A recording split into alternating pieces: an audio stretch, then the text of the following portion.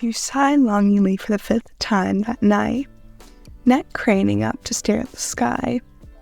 You lift your eyes off the stars for a second to finish your sketch. Pointing your little torch at the page, your hand expertly shades the drawing. The well-loved sketchbook is filled to the brim with various drawings, some landscapes, food, dogs you've encountered, and an embarrassingly amount of Hobie. You are on Hobie's houseboat right now. The pages are covered with him, whether it's him sitting with a guitar in his lap, strumming away, or Hobie in his suit, sometimes with his mask on, but mostly without it. And so many portraits of Hobie, just left sketching him. The silence of the night interrupts by a small sound of scratching charcoal against paper. Your sketchbook was propped open against your lap, your skilled hands moved with practiced ease. The boat rocked gently beneath you, a comforting rhythm that echoed through the hull, lulling you into a peaceful state of concentration. Your eyes flickered up from the page momentarily, drawn to a familiar constellation of Orion's belt above you. It was a clear night, the stars glinting against the inky canvas of the sky. Returning your gaze to your sketchbook, you found yourself sighing for the 5th time, neck strained as you continued to capture the essence of the stars in pencil. With a small twist of your wrist, the pen light flickered on, illuminating the page below you. The light cast long shadows across your sketch, exaggerating the contours of each line. Flipping through the well-worn pages, your heart thumped softly at the sight of the collection of sketches. From landscapes to dogs to Hobie. Lots and lots and lots of sketches of Hobie. A soft creak of the boat's deckboard signals Hobie's approach. You were so engrossed in your sketches that you didn't even realize his return, until he appeared in your peripheral vision with 2 steaming mugs in hand. Hobie leaned against the railing, his lean figure silhouetted against the night sky. A soft smirk tugged at the corner of his lips, as he watched you sketch, clearly amused by your intense concentration. He chuckled softly, breaking the comfortable silence. "You've been sighing all night. What's the matter, love?" he teased, nudging your shoulder lightly with the rim of one of the mugs. Hobie moved and settled down. He sat beside you. He handed you one of the mugs, the heat from the beverage seeping through the ceramic and warming your fingers. The gentle breeze carried the scent of the tea, a warm, soothing aroma that matched Hobie's presence next to you. He leaned back, shifting slightly so that his shoulder rested against your own. The warmth of his body a comforting presence against the night's chill.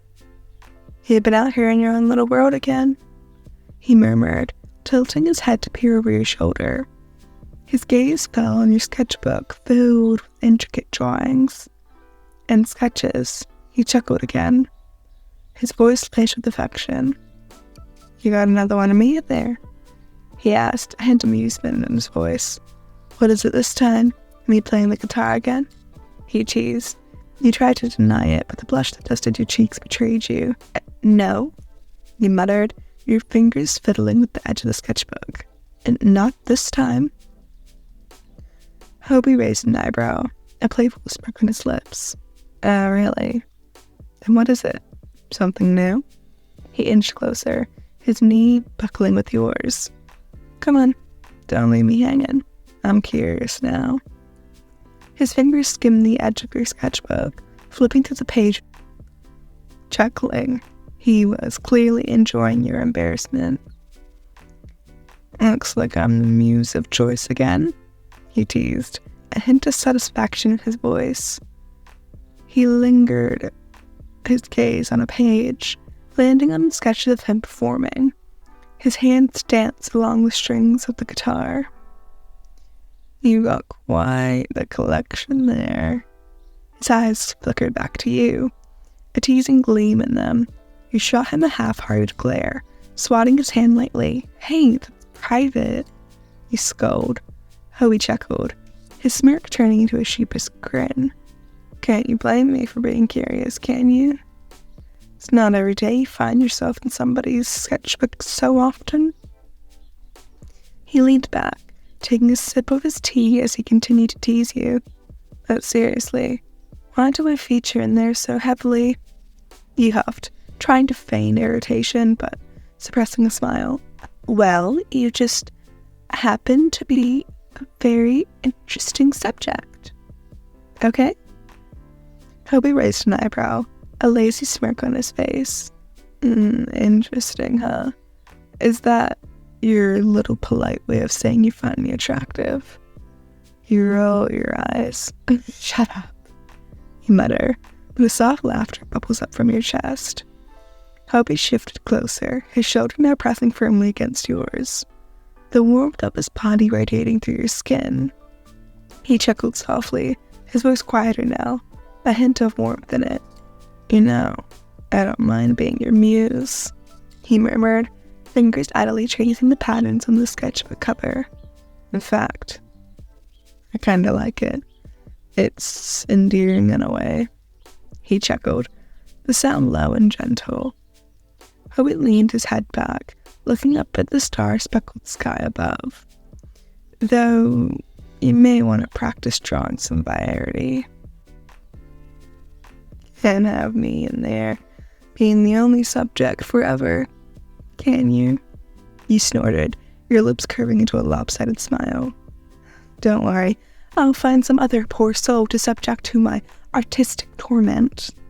Hobie laughed, nudging you with his shoulder again. Oh, I'm sure they'll be thrilled. He glanced down at the sketchbook, flipping lazily through the pages. You know, you're not half bad. You captured me pretty well. You feigned offense, placing a hand dramatically over your heart. Just not half bad? Wow, what the compliment. Very flattering, Hobie.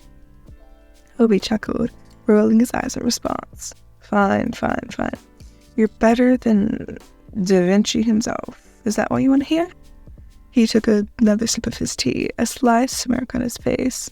But seriously, I'm impressed. You make me look good. Hobie reached out, fingers tracing a sketch of his profile, admiring the detail of the pencil lines. You couldn't help but stare at him, your eyes tracing over the contour of his face, the sharp lines of his jaw, the curve of his lips, the way his hair fell over his eyes. It was the same face you'd drawn 12 times, but there was still something so real and raw about the real-life version. It made your heart skip a beat. Hobie had caught your gaze in the corner of his eye, a soft smirk tugging at his lips. He was staring again. He didn't seem fazed by your intense gaze. Instead, he chuckled. The sound was warm and low. Penny for your thoughts, he teased, lifting his mug to his lips again. You swallowed, trying to find your voice, just admiring the view. You murmur, the words slipping from your lips before you could really check yourself. Oh, I'm decorative now, am I? Hobie teased, a playful edge to his voice. He shifted slightly, turning towards you so that his leg pressed against yours. His eyes gleamed in soft light, the smirk just on his lips, never leaving. You're just here to be admired, is that all? Your breath caught in your throat. No, you stammered, feeling your cheeks heat up. That's not what I meant. You stutter out, thinking he was genuinely offended. Hobie chuckled, his expression softening. He leaned in, his voice quiet and sincere. I'm just messing with you, love. I know what you meant. And for the record, you're the one who's something to stare at, he came up with. He added it at the end, his eyes roaming your face. Hobie lifted his free hand, his fingers brushing gently against your cheek, tracing the line of your jaw. I could stare at you all day and never get tired of it. You couldn't help but shiver at his touch, your heart fluttering in your chest. You're not too bad yourself, you muttered, hoping the low light hit the fact that your cheeks were burning up. Just not too bad, huh? He echoed, a smirk playing on his lips. Hobie shifted closer, his knee touching yours. His hand drifted down from your face, his fingers trailing across your arm. I'll have you know, I'm gorgeous, love. I'm the whole package, if you will. You were about to respond with a quippy remark, but Hobie's close proximity and the heat in his eyes made your thoughts scatter in a mess of static. His fingers were lazily tracing patterns on your skin, each touch igniting a cascade of tingles that raced your senses. He shifted even closer, his face now inches from your own. His voice was low. The smirk on his lips had now been replaced with a half-lit gaze. Come on, say it. Admit I'm gorgeous, he murmured. His breath warm against your skin, your mind went blank, your words replaced with a sharp intake of breath. Time seemed to slow down around you. The rest of the world began to fade away. You felt yourself pressed against his body. The heat of his gaze, the sound of his soft laughter. Hobie's fingers slowed their pace on your arm. Pausing at your small wrist, he gently encircled it with his hands, his thumb brushing over the pulse point, sending a jolt of electricity through your veins. Say it, he repeated, his voice lower and laced with a hint of challenge. His face was so close now that you could feel the brush of his lips against your own. His eyes held a dark, heated promise, a silent dare to see if you'd break it before he did. Your resistance was crumbling. You could feel the heat from his body and the faint scent of leather, and something distinctly Hobie that seemed to cling to him. His thumb continued to draw circles on your pulse, sending waves of anticipation through you. You swallowed, beating his gaze. Your voice a breathless whisper. You're gorgeous. You finally managed to stammer out, your voice hoarse. Hobie's smirk widened into a satisfied grin. See, that wasn't so hard, he murmured. His hand on your wrist tightened just a fraction, pulling you closer until your bodies were flush against each other. His chin tilted down just to keep his gaze locked in yours. The heat of the moment, the words seemed to slip out of his mouth without even thinking. His hand cupped your cheek, his thumb delicately tracing over the line of your lips, his gaze never leaving your face. You know, he murmured. His voice was low and velvety. The only reason I let you sketch me so much is I know how much you love staring at me. He chuckled cockily. The sound was low and gravelly.